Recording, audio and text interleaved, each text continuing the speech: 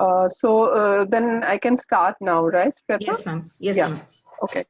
So a very warm good afternoon to all, and sorry about the delay, few minutes delay. I don't know why last minute every time, like the IT problem always hits me. So very sorry about that. And welcome once again. So today we are going to talk about module 6 of the monitoring and evaluation in global health course. And the topic of module 6 is setting and participant selection. So if you look at it, I mean, if you look at this topic, then you may be kind of, wondering that why there's one total module dedicated to this component, given that it's a very small component, I mean, course. If you look at the other modules, it's a very small section. But the reason that, this topic requires a specific focus and, I mean, a dedicated module on this topic is because many a times the research success or fails because of the way it does its sampling, because of the way the people are selected who are part of the research study. So it is very important that till now we have been looking at what are some of the research methodologies, or I mean, like in our earlier section, we were looking at what are the ways of doing research.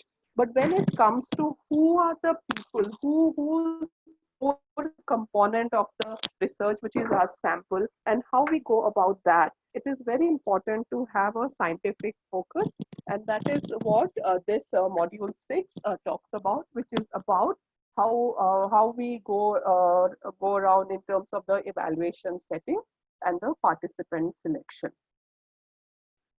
So in this model, basically, we'll be discussing what are the, basically looking at the methods of evaluation setting, what are evaluation criteria once the evaluation design has been determined.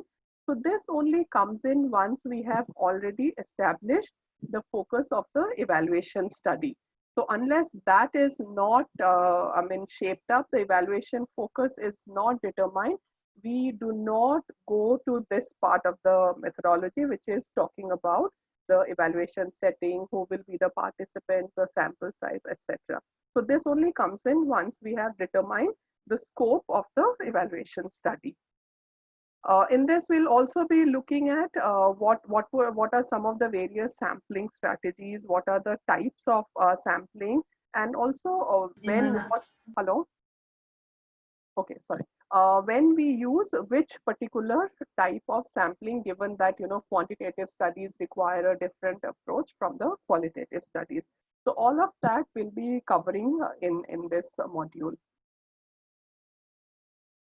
So the two starting points before we get into trying to look at what sampling is and what are the different types of sampling are the two basic questions around the evaluation setting and the evaluation participants.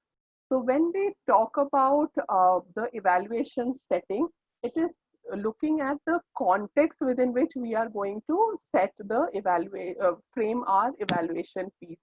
So for example, it is where in terms of the geography, and it is who our key respondent would be. So that is what, when we talk about the evaluation setting, is it determines. So our program could be, for example, if we are implementing a hand wash program across 10 states of India, our evaluation setting would be whether we do the evaluation across the 10 states, or we do the evaluation only in few states.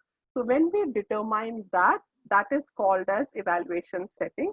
And the other thing that needs to be determined as part of the setting is that our program, the hand washing program, is running with various categories of population. So who are the people we are going to reach out for the purpose of the study? Because as you know, in terms of resources, it is very difficult to cover everyone who's been part of a program, because programs are often much bigger. Programs cover thousands of people, programs cover vast number of states. But when we do evaluation, it is not possible to reach out to everybody and ask questions because we don't have the bandwidth of time, money, or human capacities to do that. So when we determine who are the people we are going to talk to, that is when we, for getting our data, they are called as the evaluation participants. So I hope the difference between the evaluation setting and evaluation participants is clear. So in terms of when we come to the decision for identifying the evaluation setting and the evaluation participants, we take into consideration few criterion, like based on which we decide, like if we were implementing the program in 10 states and for our evaluation we want to choose only 4 states.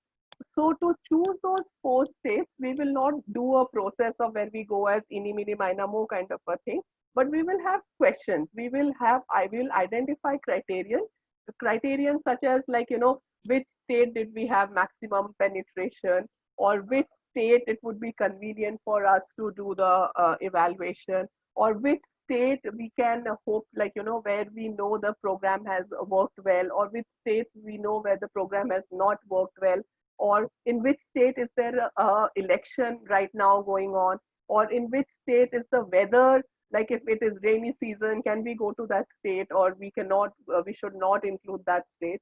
So when we have some of these criterion identified, these are based on this we choose our evaluation setting.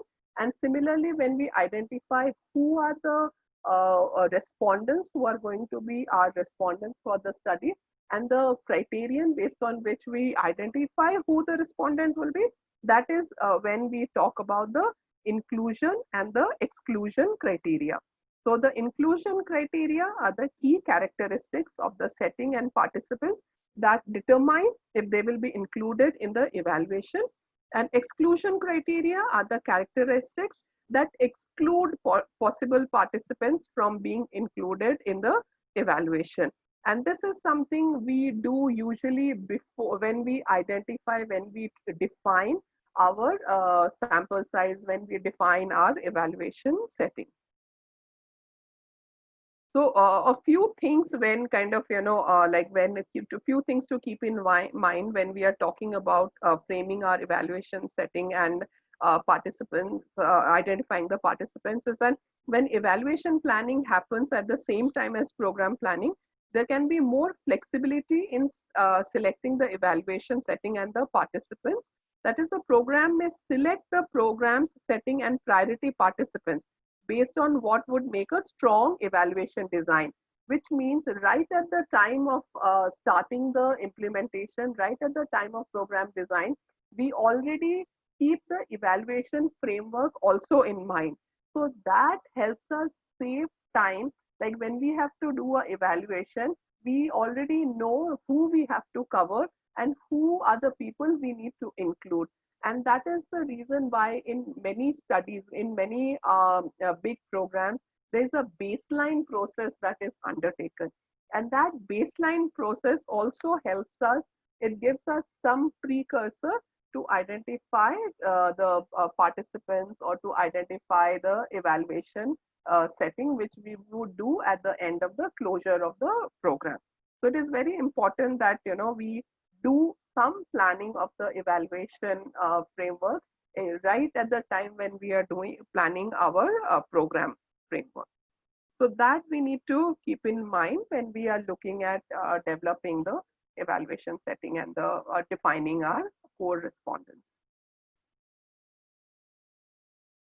So now we move to sampling, because of what when we talk about evaluation participants, it means like choosing who our sample is going to be. So I'll just maybe take a pause here and ask the group that what do we understand by sample, just randomly. You can put up in the chat box. What do you understand by the word sample? What does it mean to you?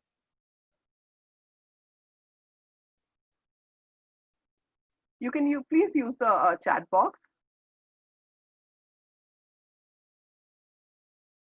What do you understand by sample? Because most of the time we talk about sample. We talk about it in the context of research, we talk about it in the context of evaluation. We are always talking about sample. What do we mean when we talk about a sample?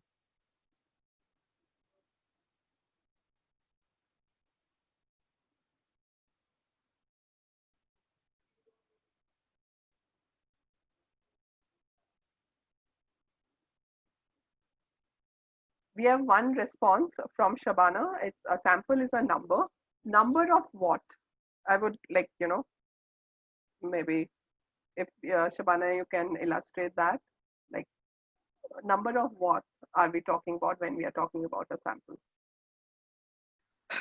Number which we can use for which we can randomly select for any qualitative or quantitative research.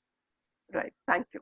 Thank you. And I'm sure everybody agrees with Shavana, because that is what we mean. That sample is basically a representation of the total participants of the program.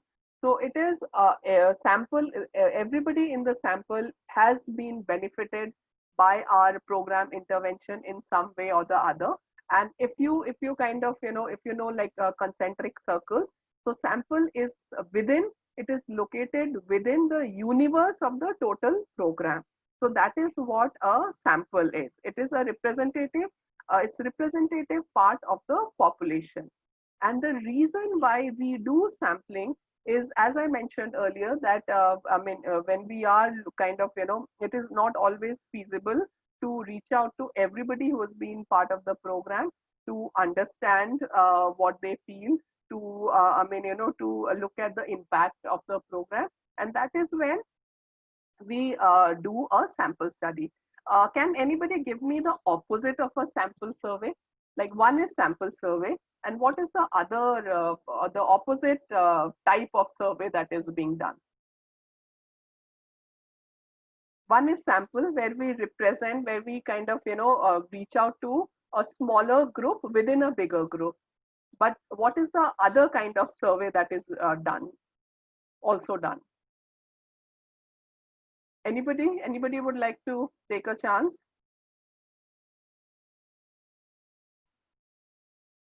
What is the other kind of survey that also is undertaken?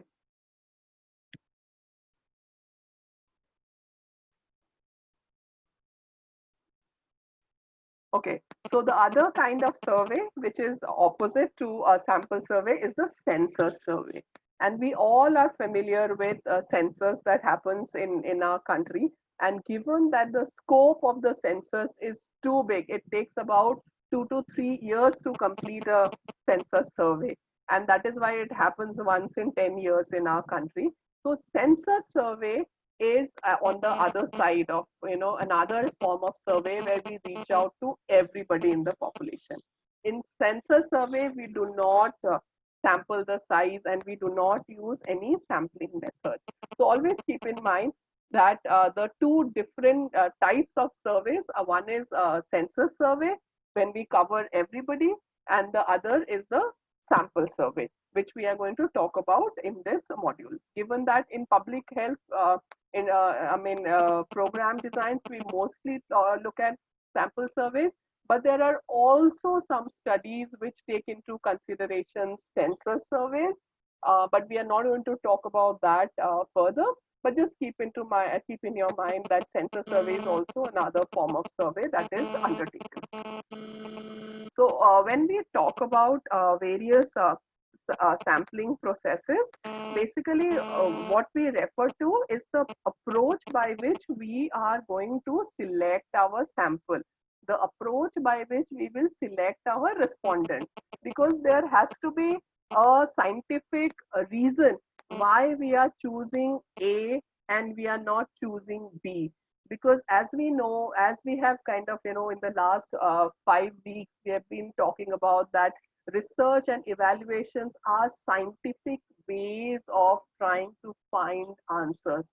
So it is very important that we have a proper justification when we are doing our sampling, because we need to we need to have clarity in our minds that why are we reaching out to some people and we are not reaching out to others.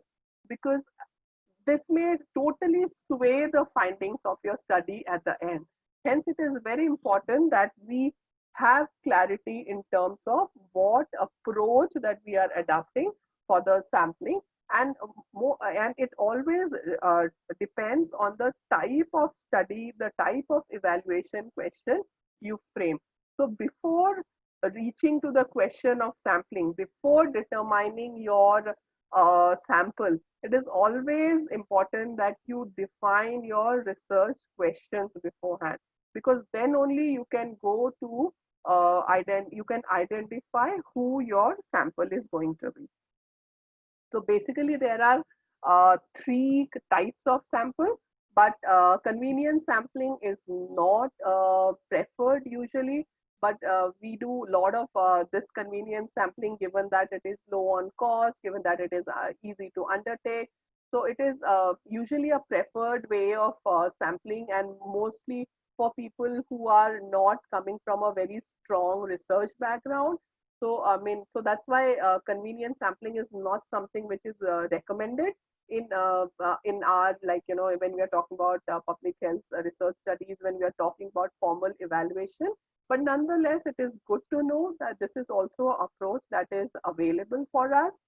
And convenience sampling is basically, it's an approach to sampling which is convenient, as the name suggests, and in the sense that we reach out to those people who are easy to connect, who are easy to contact and to reach out.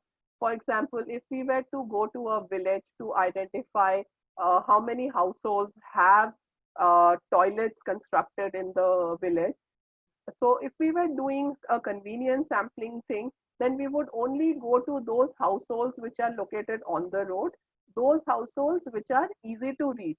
We will not go to the interiors of the villages where we have to walk down, where there is no connectivity, but rather we would just go to those households which are on the road and talk to them and come back with our findings.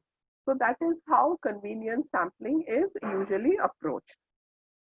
The other two type of sampling are more common, and they are more, you will see that in and they are both used in both quantitative and qualitative form of researches.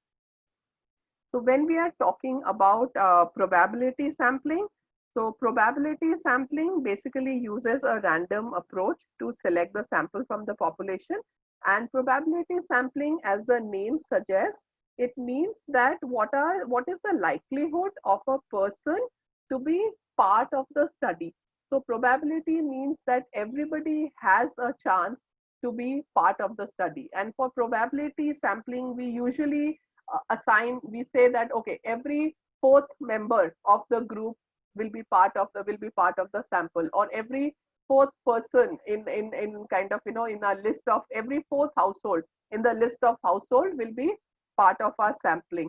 So that is when we talk about probability household, which means that everybody has equal opportunity, but for the sake of our sampling, we are choosing the nth number of household for the purpose of our studies. So that is what I mean, you know, when we apply the logic of probability sampling, we choose, we choose samples in a random way, but based on some understanding, based on some criteria. So probability sampling options, they either use a random or a quasi-random options to select the sample. So the example as I gave, like, you know, choosing every fourth household. So that is kind of a random option we choose, that how do we select which household we can go to. And sometimes when we, so with probability sampling, the other problem that happens is that there's a lot of chances of getting biased information, because our logic is based on a very simple kind of criterion. Hence, we need to have specific rules on selecting the sampling framework, size of the sample, and managing the variations within the sample. So even when we are talking about probability sampling, we always need to have a double check on whether we are able to get the adequate sample that is required for the purpose of the study. And the other thing that is very important when we do a probability sampling is that we need to have a understanding on the universe that we are talking about, on the total number of people. So again, for example, if we were, I mean, going back to the earlier example of going to a village to identify, look at households that have toilets. So here we will need to, if we were to do a probability sampling, before we arrive at the number that we will do every fourth household, we will need to know how many households are there in the village, because then only we will know whether, if it is only 10 households, then if we use the logic of every fourth household, this means we will end up only with two households to study, which is less, which is just about 20% of the sample. So that is why it is very important to know that what is the total universe, and based on that we arrive at a criterion so that the sample is representative of the population. So that is how we should always go about deciding about the probability sampling, is to have a good idea about the total universe and accordingly applying our criterions for choosing the sample. And in the next few slides, we'll be also looking at some of the types of probability sampling, because there are various ways of doing this kind of, randomized, quasi-randomized sampling. The other type of sampling that is used quite often is the purposive or the non-probability sampling. So the purposive sampling is a common sampling methodology which is used in both quantitative and qualitative program evaluations. And this is basically an approach to sampling that strategically selects participants based on a predefined criteria that is relevant to answering our evaluation questions. So when we are doing purposive sampling, we need to again go back to our evaluation question, and based on that we determine the criteria for our sample, and then we go on proceeding selecting our sample size. So it is always kind of, based on some predefined criteria, and it is not always representative of the population. So for example, if again we go back to our example of looking at the village, at the households in the village. So here, if we were doing a purposive sampling, we can further put down a criteria that we want to look at households which are female headed households. So which means that we will not go to all households, but our sample criteria will basically look at those households where the owner of the house is a woman, where the head of the house is a woman. So that is like putting in an extra criteria in our sample framework, because in our evaluation question we might be looking at ownership of property or women's ownership of property. So that might be one of our evaluation questions, and that is when we will look at this selection. We will add the selection criteria of looking at women owned households in the village to our for selecting our sample. So that is how we use purposive sampling, and purposive sampling can be very useful for situations where we need to reach a targeted sample quickly, and where sampling for proportionality is not our concern. So in probability sampling, we are looking at proportion of the population. We are looking at, our concern would be that we should take in at least 25% or 30% of the population. But when we are doing purposive sampling, we are not guided by the proportion of population we need to cover. Instead, we are guided by criterions that we need to select, based on which our sample would be drawn. So that is how we basically differentiate between probability and non-probability sampling. The other difference between probability and the purposive and non-probability sampling is that non-probability sampling does not involve random selection, and probability sampling does, that we have already talked about. And with non-probability, the purposive sampling, we may not represent the population well, because our purpose is not representation, but our purpose is to fulfill the inclusion or the exclusion criteria based on our evaluation question. So till now, I mean, I hope this is clear. And if anybody has any question, maybe I'll just take a pause for a minute here, because after this we'll be getting into the details on the types of probability sampling and the purposive sampling. Any questions till now? Is it clear to all, the different types of sampling that we have talked about?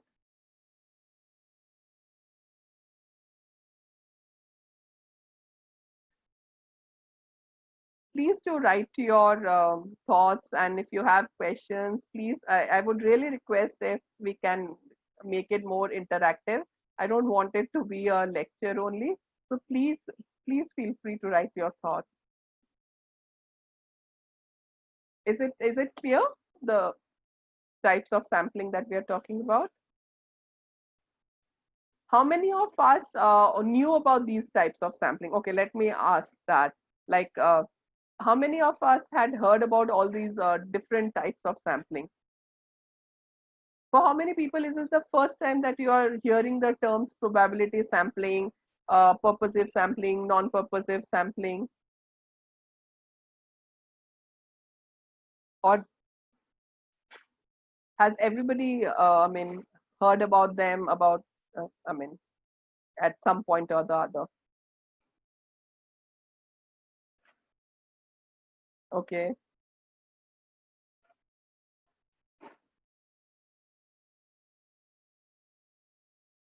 Okay. So I hope for people who are, I mean, reading about it for the first time, I hope I have been able to explain it to you.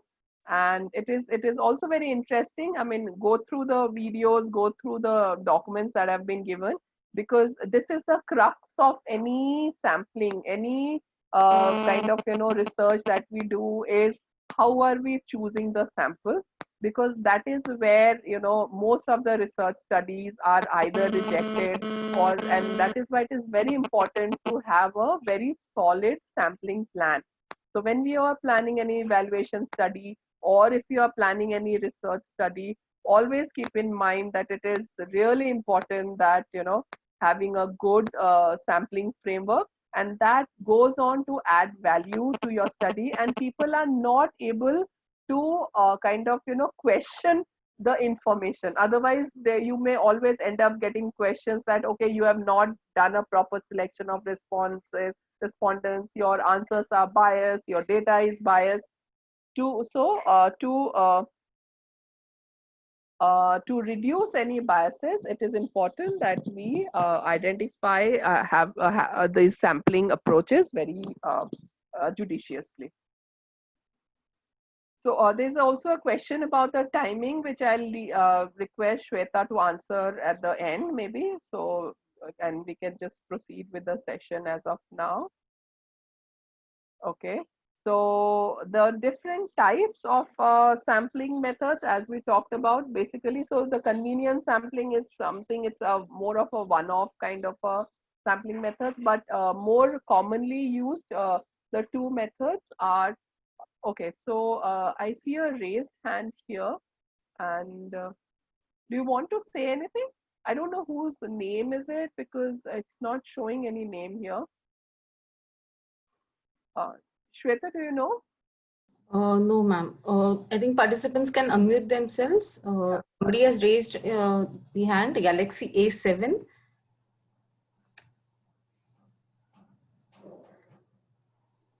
Can you please put your question or comment in the chat box? Ma'am, I think we can continue. We can continue. Okay, right. Okay, thank you. Okay. So the two, as we I mean discussed, the two type, the broad categories of sampling approaches is the probability sampling and the non-probability sampling, and within this there are different kinds of sampling approaches. So when we are talking about probability sampling, we are basically looking at 4 types of sampling methods: simple random sampling, cluster sampling, systematic sampling, and stratified random sampling. And when we are looking at the non-probability sampling, we are looking at convenience sampling, purposive sampling, snowball sampling, and quota sampling. So this is just a visual to kind of, show the different types of sampling methods that exist. So when we are looking at the types of probability sampling, so from the earlier slide, just to refresh, probability sampling is basically a representation where we use the logic of representation, where we use the logic of randomization. So those are the logics that we use when we talk about probability sampling.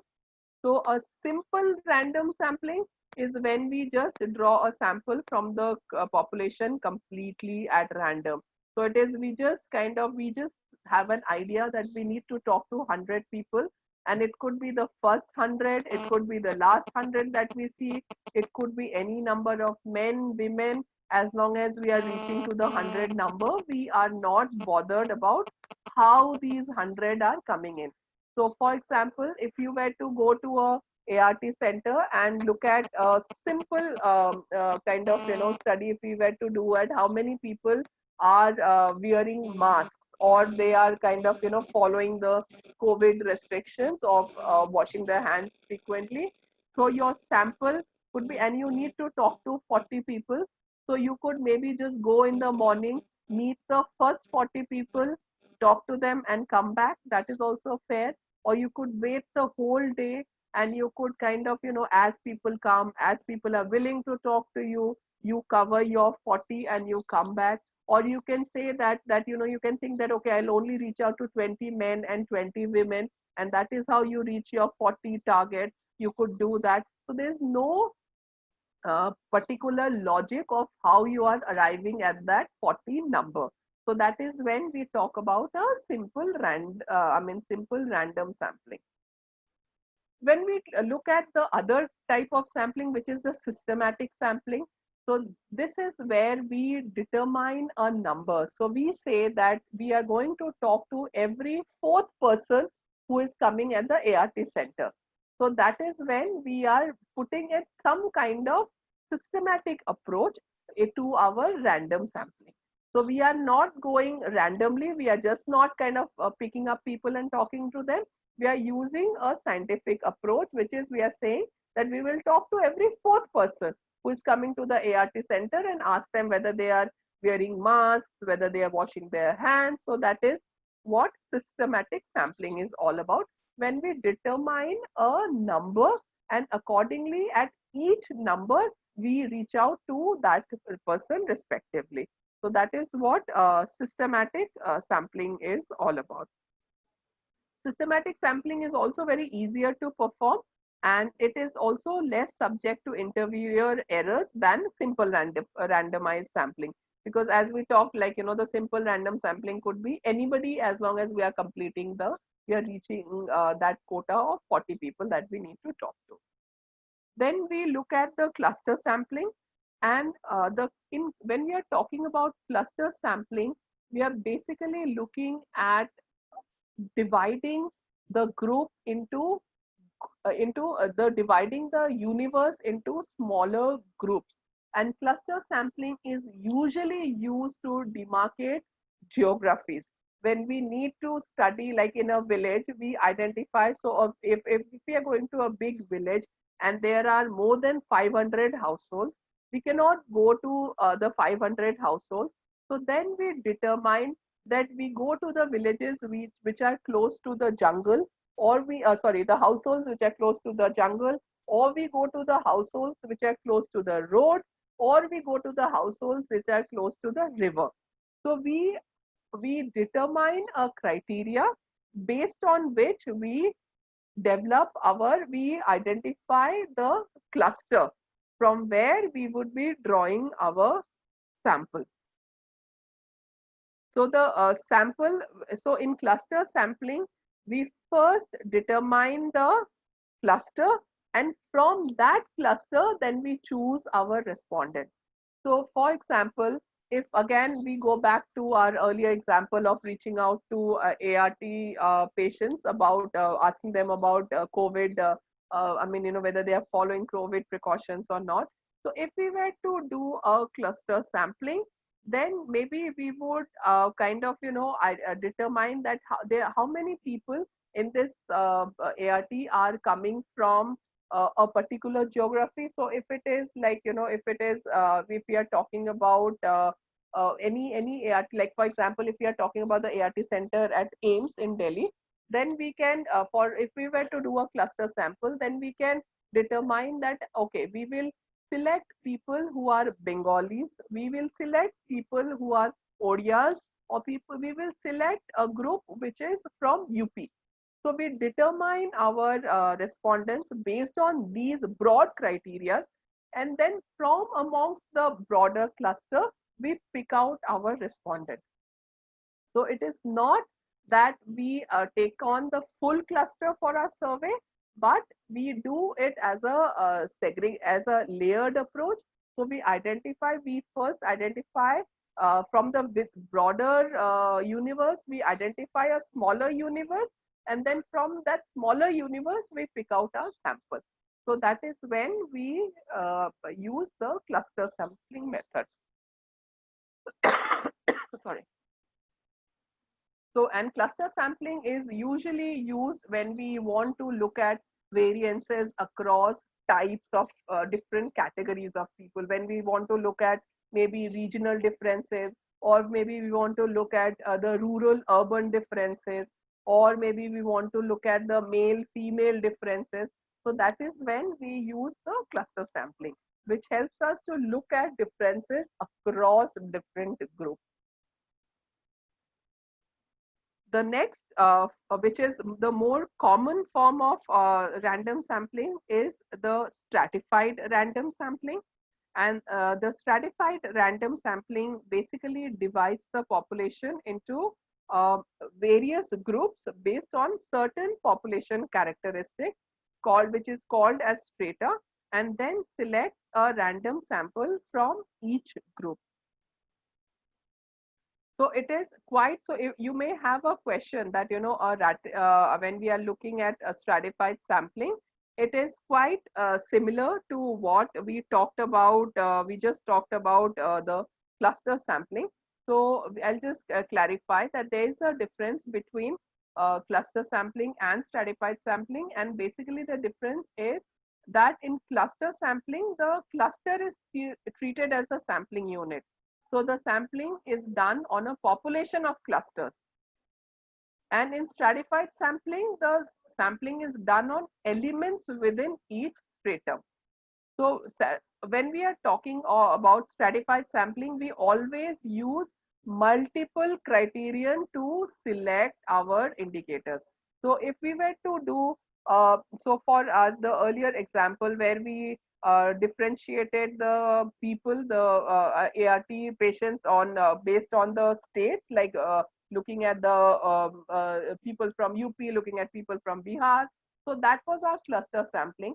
But if we were to do a stratified sampling, then from amongst these subsets, we will further identify people, like for example, we will look at men who are less than 30 years of age. We will look at women who are between 20 and 40 years of age. So when we do that, which means we are further adding, we are stratifying the population based on various criterion. That is when we talk about it as a stratified random sampling. So that is the basic difference between the cluster sampling and the stratified sampling.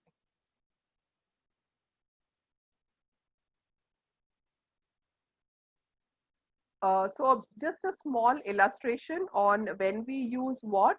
So we use the simple random sampling when the whole population is available, and we know that we can cover, we don't have to use a specific criterion, so we can reach out to people randomly.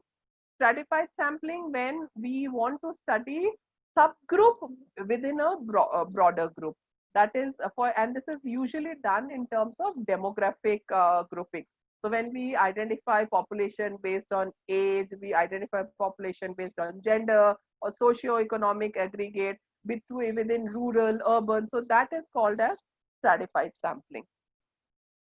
Systematic sampling is when we look at like, the every nth person, and where we look at a representative sample, that we are looking at the sample to be a representation of about 20% or 30%. We can fix the criteria of representation, and accordingly we identify our sample. And the cluster sampling is when the population groups are separated and access to all is difficult. That is like when we identify, like, this is usually cluster sampling is used in geographical context. So that is the difference, like, another difference, that stratified sampling is usually used in demographic data, whereas cluster sampling is usually used in geography, when we look at kind of, sampling in terms of our dividing the area based on the geographical sites. So that is when cluster sampling is used. I hope I'm not talking too fast. Any questions till now? Anything? I hope it is clear. Please do write on the chat box if you have any questions. Okay. So we will then move to the other, the purposive sampling and the types of purposive sampling. So as we, kind of read earlier, purposive sampling is basically a general term for non-random sampling, and where we select participants based on a predetermined criteria. So what are some of the ways we decide or we go forward on a purposive sampling? And purposive sampling is usually like when we do qualitative surveys, purposive sampling is more used, and the randomized sampling is more, the probability sampling is more used in quantitative studies. But then these could be also, so in present times, there are a lot of studies which use mixed methods, which are like, for some questions there is a quantitative data approach, for some questions there are qualitative approach. So the sampling process also varies accordingly.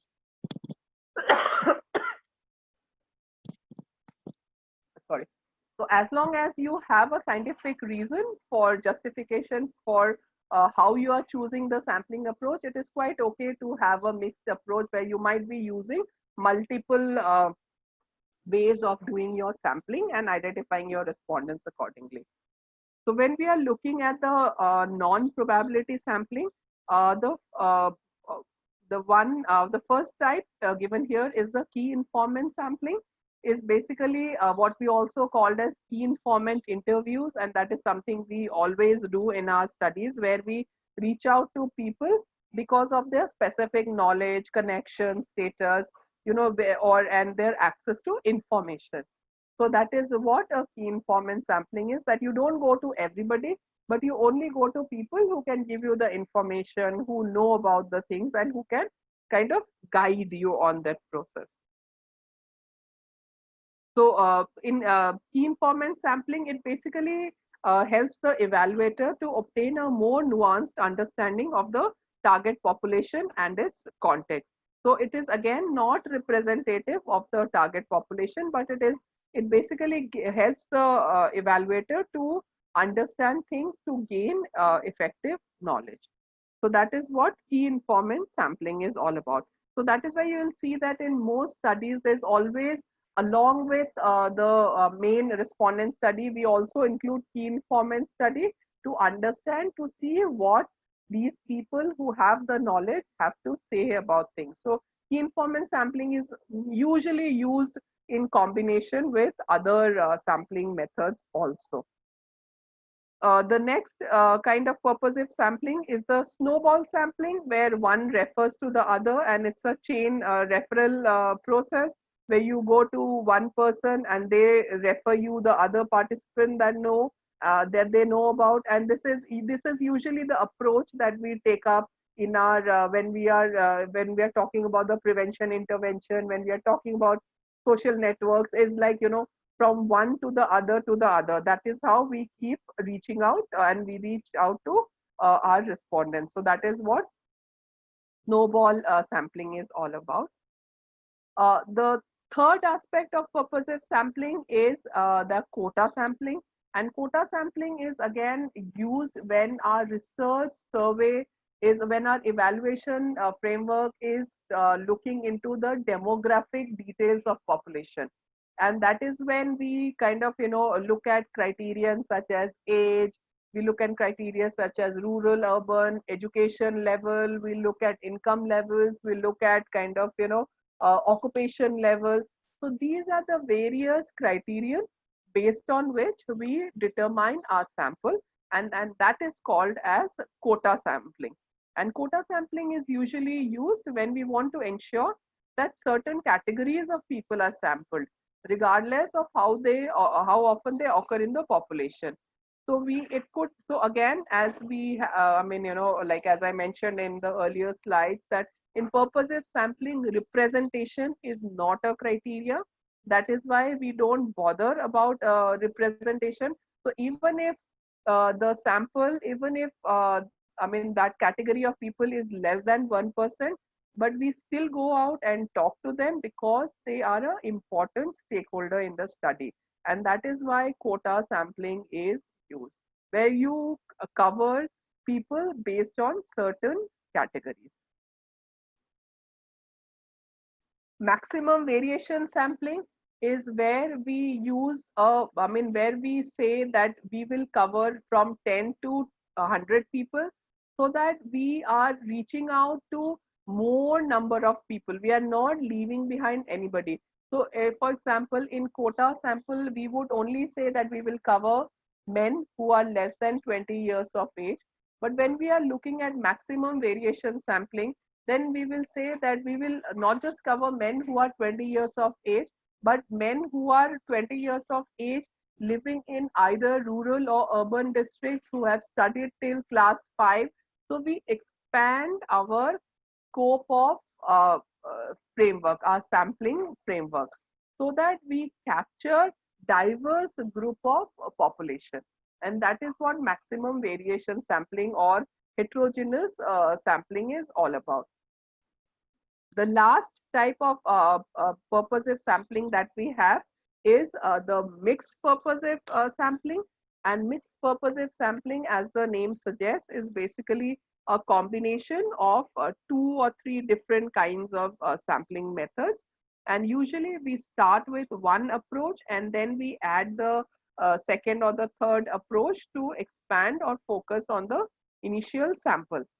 For example, we may start with a key informant sampling if we are to kind of, understand what are the key barriers. And after talking to the key informant, then we can go and reach out to our respondents in the community level. We can identify our respondents and we can then use the maximum variation sampling to ensure that we are covering more number of people. So basically a mixed purposive sampling is when we are approaching multiple, or we are combining multiple approaches for our sampling purposes. So we are till now we have completed our discussion on the different types of sampling. So I'll just take a minute of, I'll just be silent for a minute and just ask the group if it is clear, or if you have any questions on anything that we discussed till now. Shweta, is there a problem in the audio? No, ma'am. I think I had lost network for some time. Okay.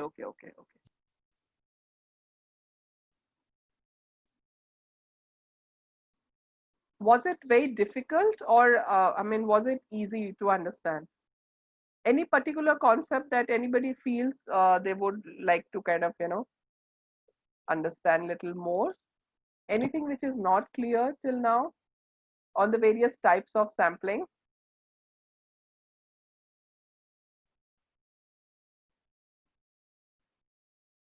Okay, you can always, reach out and you put up your questions on the WhatsApp group also. But please do ask questions, so that way, we can also ensure that what we are talking about is kind of, whether we are able to explain things properly or not. So please do share your thoughts in case you need any further clarification. So the importance of selecting an appropriate sampling method is that, many a times sampling bias occurs when the sample does not reflect the characteristics of the population. So if we don't use a proper sampling method, we could just end up like, our data, there's a data bias, our data is not proper, what the findings is not proper, and there's a big question mark on the entire evaluation process. So it is very important that, we kind of, preempt that by ensuring that we are using a proper sampling methodology. Many a times that, when we use the wrong subpopulation to select a sample, so that is again, which means that our universe itself is chosen incorrectly. That is also, that happens many a time. So we need to be very careful in choosing our universe, our basic the evaluation setting. So there's a entire, so we need to really think through before we decide what is going to be our evaluation setting and who are going to be our evaluation participant, because that may also lead to errors if not chosen correctly. And also many a times, like, the results that come out from the sample may differ from the results of the population. So this happens when we are not kind of, looking at representative sampling. So where the answers, for example, what the key informant thinks may not be actually reflective of what the entire population thinks about. So that is one of the challenges that we are looking at when we are looking at things like, using a non-probability sampling, is that whether it is representative of the population and whether the results can kind of, the what the results come up from the sample, is it kind of different when we would ask the same question to the larger population. So it is very important that our sample approach is closely determined based on our evaluation question. Please always keep that in mind, that based on our evaluation question, we determine which sampling approach we would use and how. So few things that we need to keep in mind when we are determining the sample size for purposive sampling. And this is mainly in the context of qualitative studies, qualitative research studies. And the some aspects that we need to really keep in mind when we are determining the sample size for qualitative studies, first of all, is the data saturation. And data saturation means that when do we realize that we are getting the same answers from people henceforth?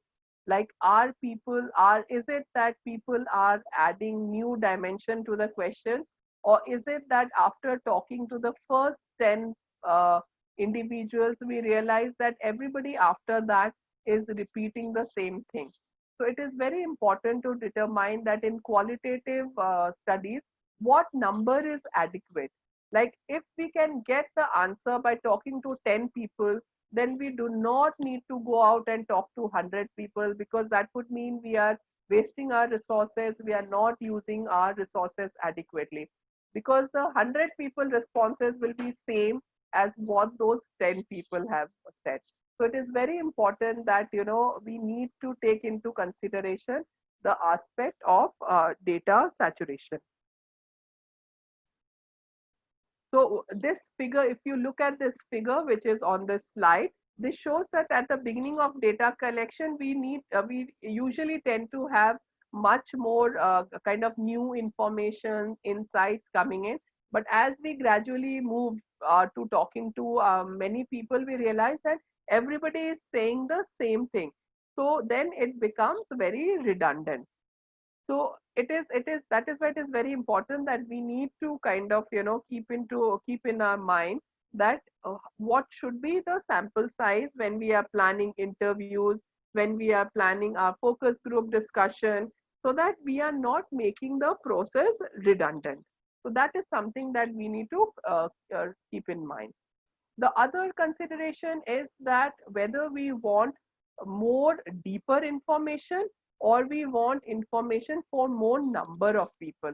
So if the priority is that we need to reach out to at least 100 people, then we have to, we have to reach out to more people.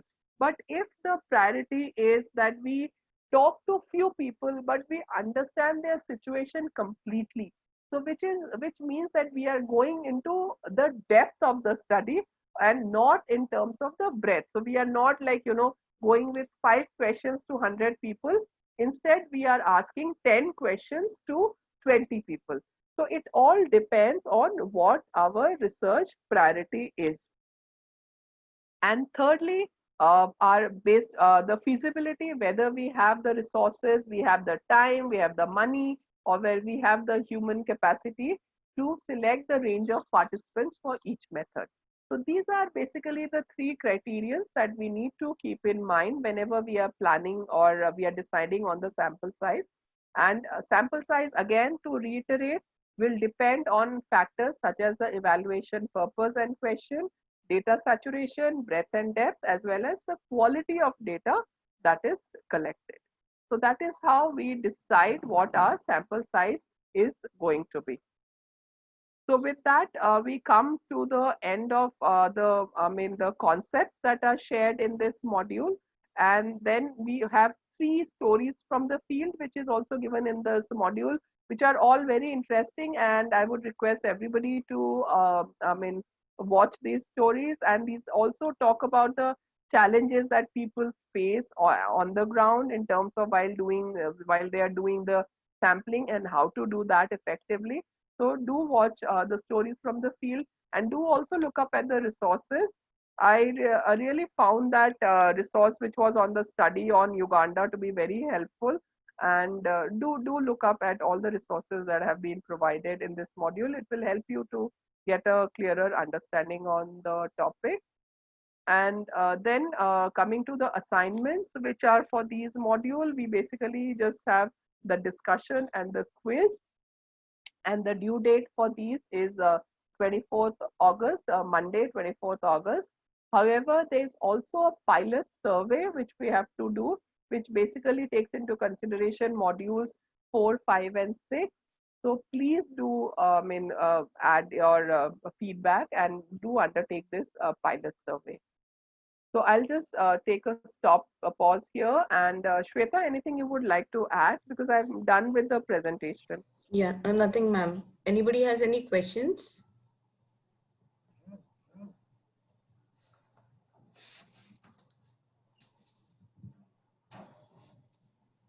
Okay.